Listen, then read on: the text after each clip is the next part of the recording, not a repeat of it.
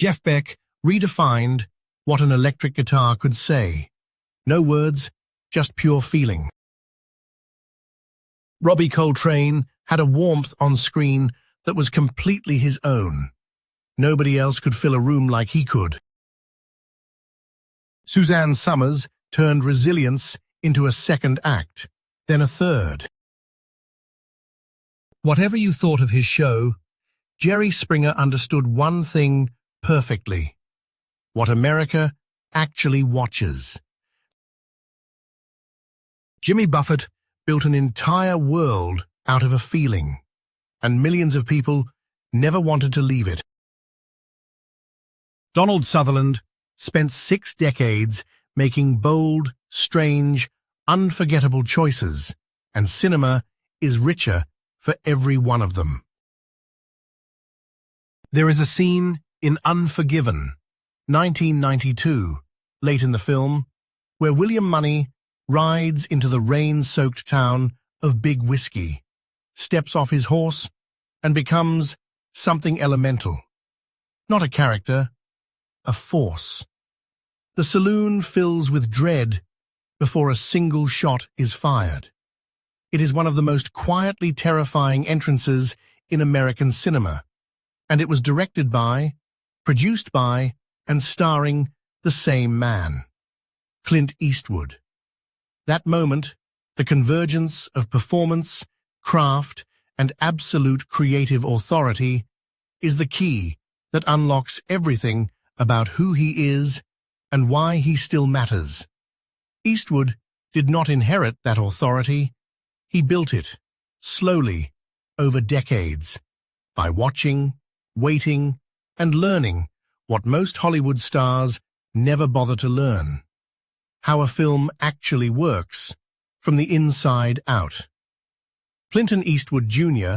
was born on May 31, 1930, in San Francisco, California, the son of Clinton Sr., a steel worker and bond salesman, and Ruth, who worked at IBM.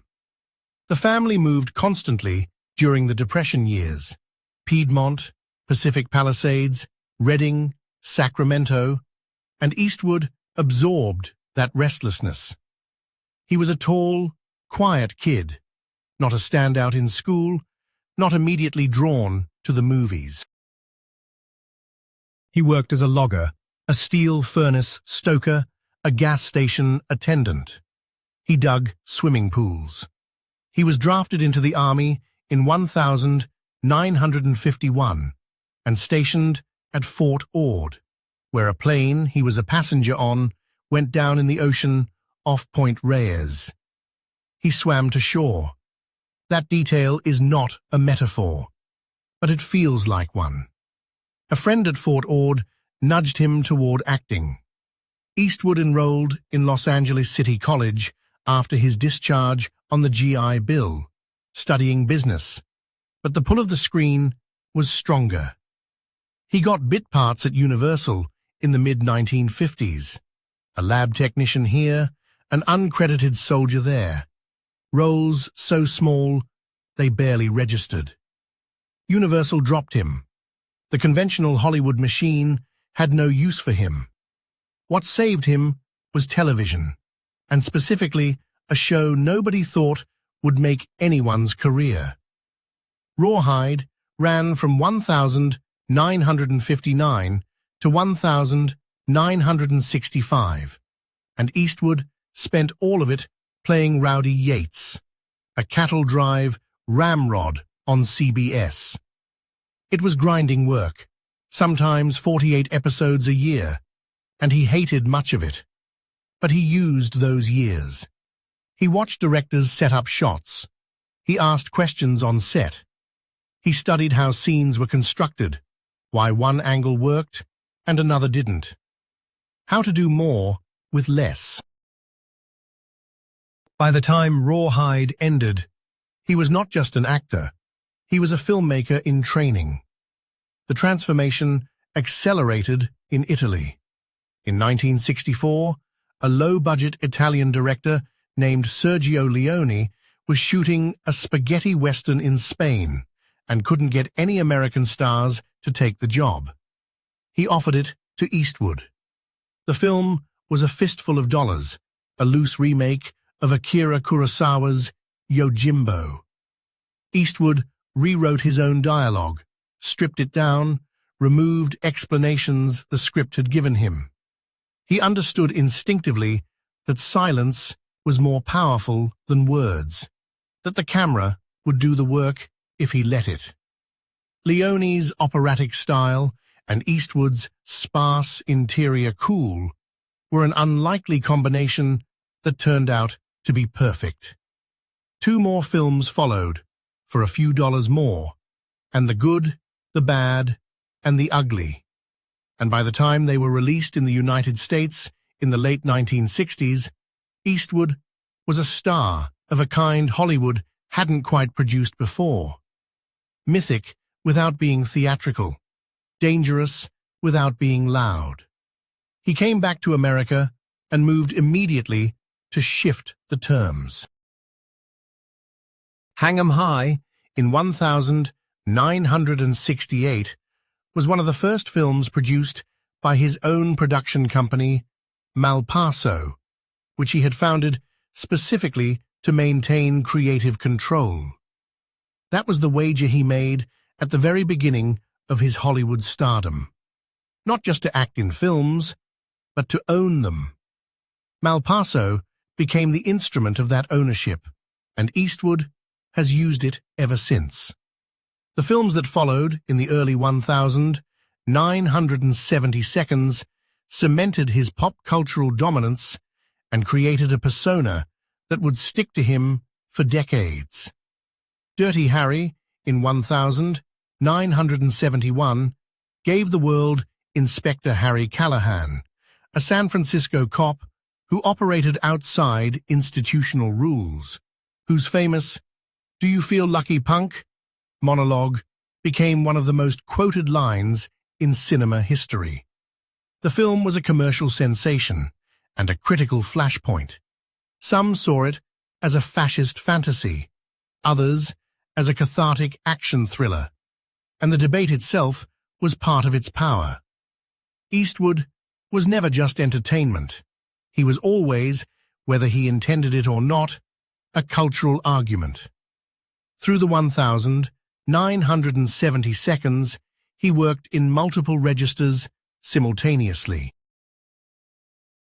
The Outlaw Josie Wales, in 1976, which he also directed after taking over from Philip Kaufman mid-production, was a western of uncommon emotional depth, a story about grief and the impossible desire to simply be left in peace. Every Which Way But Loose, in 1978, was a fist-fighting comedy about a guy and his pet orangutan, and it was one of the biggest hits of the year. The same person made both. That range was always a part of him that critics who had calcified his image tended to miss.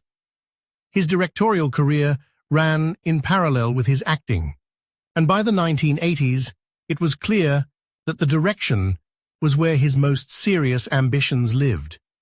Bird, in 1988, was a jazz biography of Charlie Parker that was strikingly uncompromising, uncommercial, dark, and made with genuine reverence for improvisation and Black American musical culture.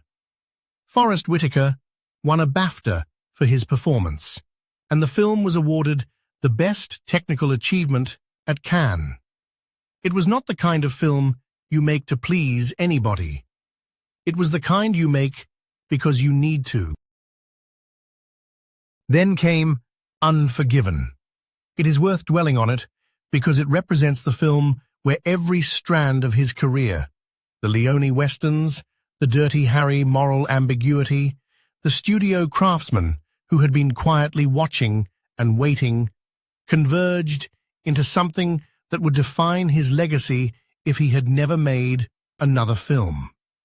He had held the script, written by David Webb Peoples, for over a decade, waiting until he was old enough to be the broken, compromised William Money. The patience of that decision is characteristic. Eastwood does not rush.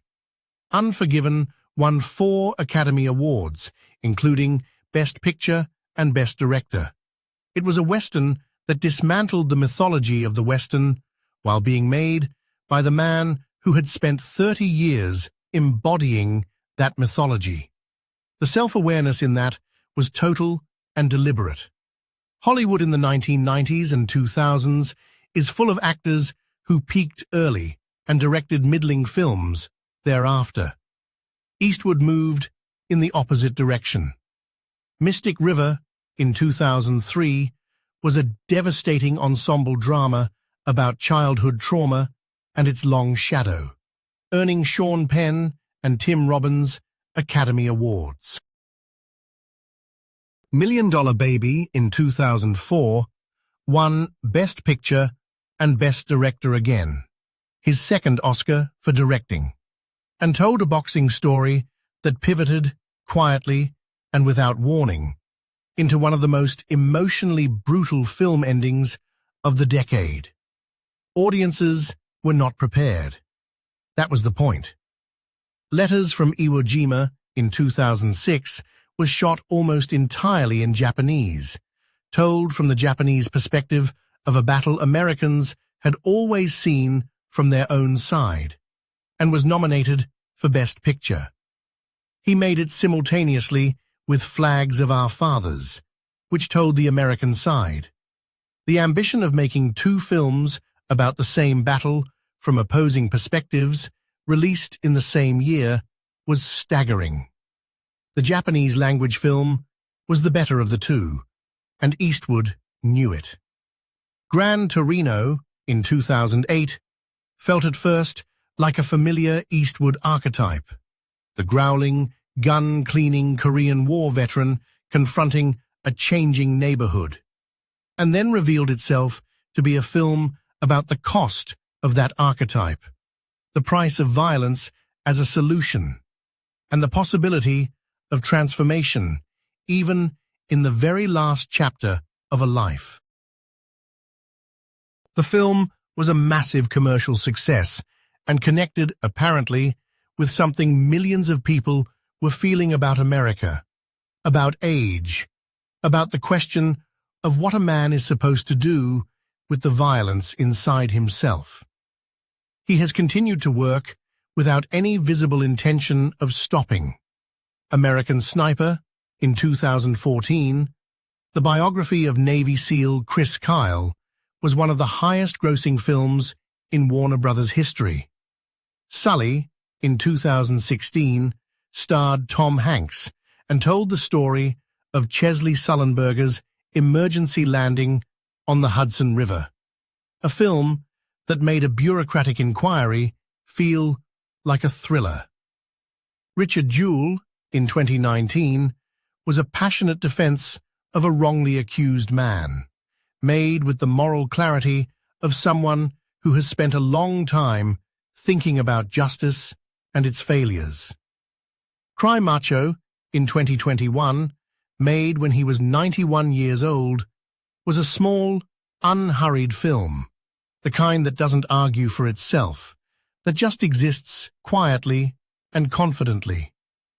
The biographical fact that he is still directing and appearing in films in his 90s is remarkable enough on its own. But what makes it genuinely extraordinary is that he has not declined into vanity projects or comfortable retreats.